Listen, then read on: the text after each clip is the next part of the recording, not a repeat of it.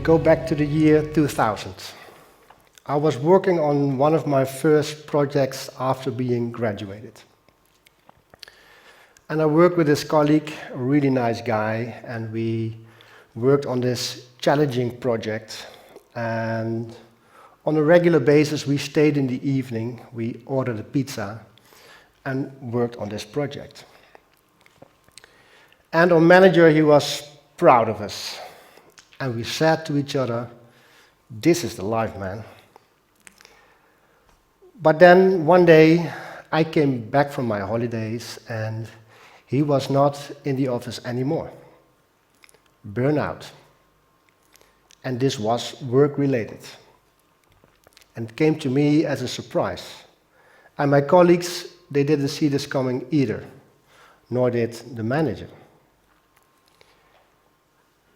And it is too often that someone drops out because of stress. In fact, 10% of all absenteeism is directly caused by stress. And in too many cases, this happens quite unexpected, that it comes as a surprise for the colleagues. 1 out of 7 workers is suffering from symptoms of burnout.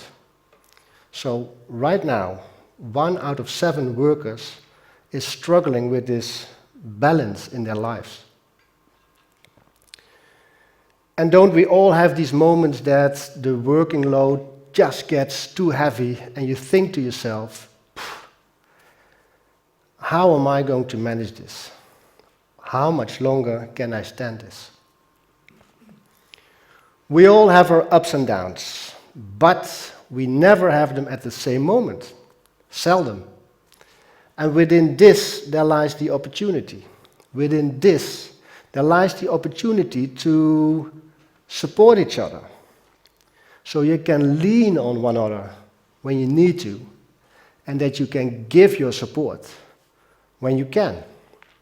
And this is what I like to talk about today, about the power of peer support. And this is not something new. This has been known and has been used already for decades in situations, in teams where decisions can make the difference between life and death. In the army, in the police, fire brigade, ambulance services, they know that the power of peer support helps people to learn from each other's competences to cope with a stressful situation. And that it helps people to recover more healthy from stressful periods in time. I was given the opportunity to design a program and to guide team reflection in nursing houses and in hospitals. And this was right in the biggest panic caused by COVID-19. And there was a lot of panic. Imagine this nursing house where a team takes care of 20 residents. And of these 20 residents, within 2 or 3 days, 14 of them, they died. And they had to work there without enough protective equipment. And nothing was known about the virus. It was all mystery and danger. So this was a real surreal circumstances.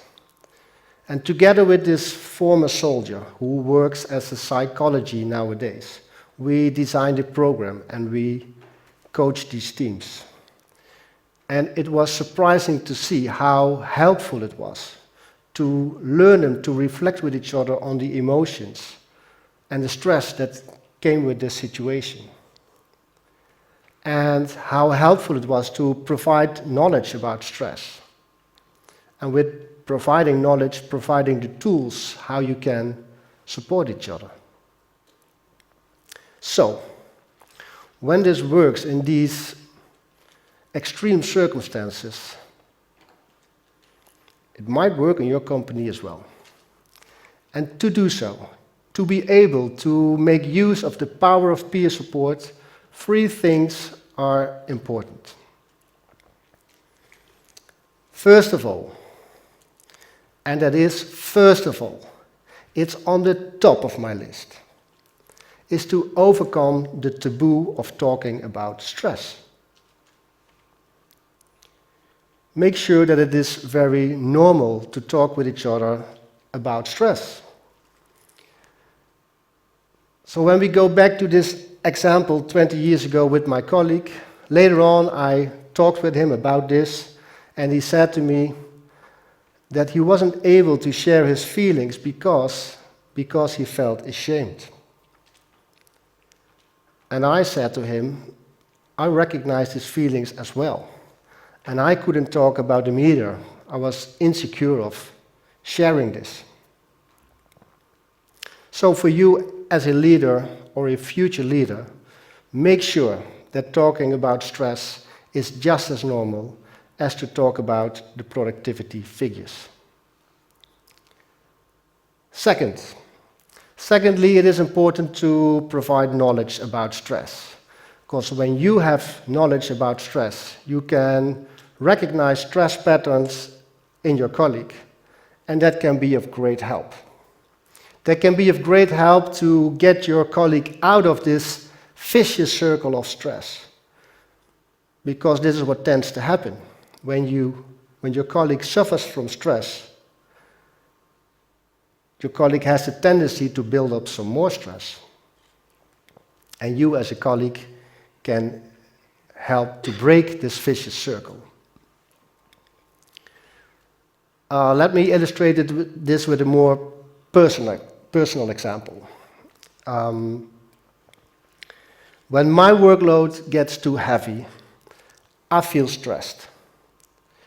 And then my head says to me that I have to finish all these tasks in time, in optimal quality.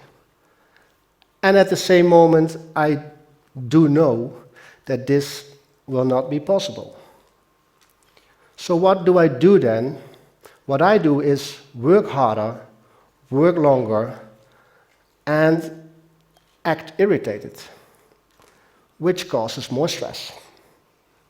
The vicious circle.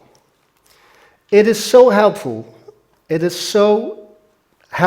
those moments that my wife, I work a lot from home these days, that my wife says to me, stop, please do yourself a favor and go out for a run.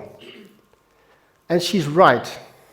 She is so totally right, at least at this point. But she's right, because when I come back from running, I always feel more relaxed. I have positive thoughts, and I have this overview of what are the real priorities. So, when you have knowledge about stress and you can recognize these stress patterns in others, you can help them to get out of this vicious circle. The third point, and it's the last point that I want to bring up, is that you have to realize that within a team that you influence each other. And in many cases, without knowing so, that you cause the stress, some of the stress, and keep some of the stress going within the team. Not on purpose, but it's just the way it works. Because when how your colleague feels in a certain situation and thinks and acts, that has direct impact on how you feel and how you think and what you do in this situation. And with reflecting on this, you can determine which patterns are helpful or which patterns are less helpful, and how you can have this positive influence on each other. I'll illustrate this with an example of a management team I coached just a few weeks ago, and they all suffered from a heavy workload, and they all complained about this, and they all said that something needed to be done about this. So we sat down and we talked with each other on if these patterns are in this situation. And if we could determine some of these patterns in which they, not knowing so, but caused stress to each other. And what they then saw was that they have this culture of always immediately respond on every telephone call, email, text message, whatsoever. Always. Early in the morning, late in the evening, weekend days. And they all felt this as being unwanted, but still they all did so. So by determining this process, that made it possible to think about solutions. And they came up with this just as simple as effective solution. What they agreed on was that on Monday and Tuesday, they did not change the thing. So Monday and Tuesday stayed just the way it is. So Monday and Tuesday, they are all available for each other, always for meetings, telephone calls, emails, etc. But on Wednesday and Thursday, they said to each other that they didn't accept any disturbance anymore from each other. So that they really created some focus time and really could dive into those matters which need the attention.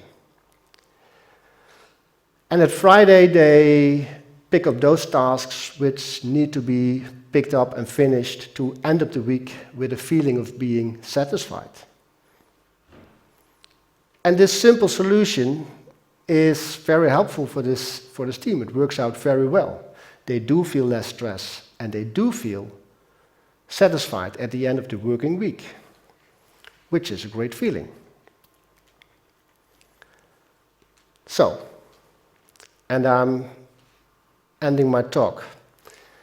For you, as a leader or future leader, please make sure that you do overcome the taboo of talking about stress. And that you provide knowledge about stress so you can help each other out. And that you create the time on a regular basis to sit down with each other and reflect on the topic of stress. And I know that this takes time. And I do know that time is precious. But I got an idea for this.